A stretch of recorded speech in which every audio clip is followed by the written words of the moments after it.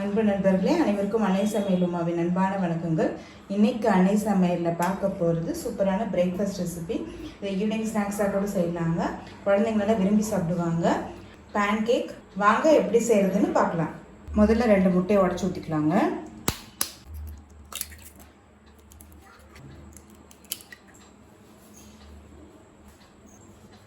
கால் cup சர்க்கரை இப்போ நல்லா பீட் பண்ணிக்கலாம்.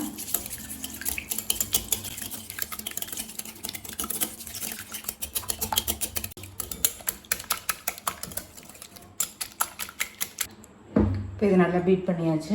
இப்போ அடுத்தது இதில் 3/4 கப் பால் சேர்த்துக்கலாம்.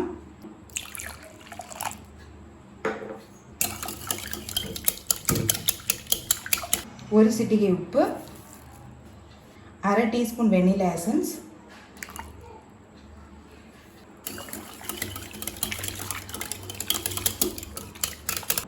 அடுத்தது 1 கப் மைதா சேர்த்துக்கலாம்.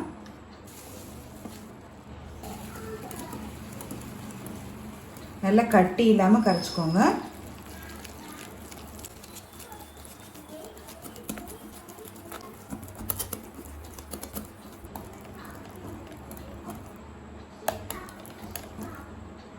இப்போ நல்லா கட்டி இல்லாமல் கரைச்சாச்சு.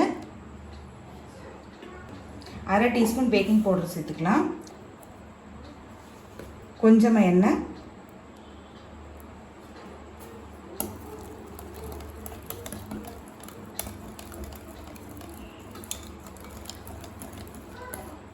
கன்சிஸ்டன்சி பார்த்தீங்கன்னா பாருங்கள், இது மாதிரி இப்படி இருக்கணும்.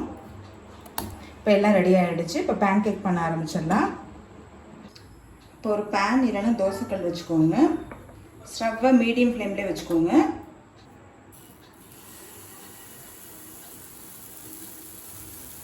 நம்ம ஸ்ப்ரெட் பண்ண வேணாங்க, அதுவே ஸ்ப்ரெட் ஆகிடும். அதுதான் கரெக்டான கன்சிஸ்டன்சி. நான்ஸ்டிக்காக இருந்ததுன்னா ரொம்ப ஈஸியாக இருக்கும். எண்ணெய் சேர்க்க தேவையில்லை, நம்ம ஏற்கனவே மாவில் எண்ணெய் சேர்த்துருக்கோம். பபிள்ஸ் வந்துட்டு நல்லா ஃபுல்லாக மேலே வெந்துடும். அது வரைக்கும் வெயிட் பண்ணலாம். எண்ணெய் விட தேவையில்லைங்க. நம்ம ஏற்கனவே மாவில் எண்ணெய் சேர்த்துருக்கனால இப்போ எண்ணெய் சேர்க்க தேவையில்லை. இப்போ ஒரு சைடு நல்லா வெந்துருச்சுங்க, நம்ம திருப்பிக்கலாம். இப்போ இந்த சைடு வெந்துடுச்சுங்க, நம்ம எடுத்துடலாம். இப்போ பேன் கேக் ரெடி ஆகிடுச்சு. நம்ம சர்வ் பண்ணிடலாம்.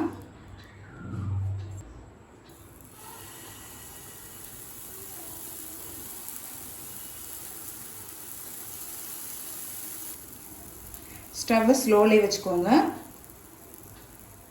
இப்போ ஒரு சைடு நல்லா வெந்துருச்சுங்க, நம்ம திருப்பிக்கலாம். இப்போ இந்த சைடு வெந்துடுச்சுங்க, நம்ம எடுத்துடலாம். இப்போ பேன் கேக் ரெடி ஆகிடுச்சுங்க, நம்ம சர்வ் பண்ணிடலாம். நீங்கள் சர்வ் பண்ணுறதுக்கு முன்னாடி மேலே தேன் ஊற்றி சர்வ் பண்ணலாங்க.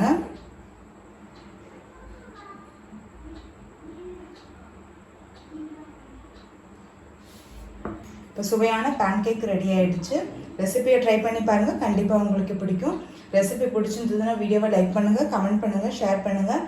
இது வரைக்கும் அன்னை சமையல் சேனலை சப்ஸ்கிரைப் பண்ணாதவங்க சப்ஸ்கிரைப் பண்ணுங்கள். தேங்க்யூ.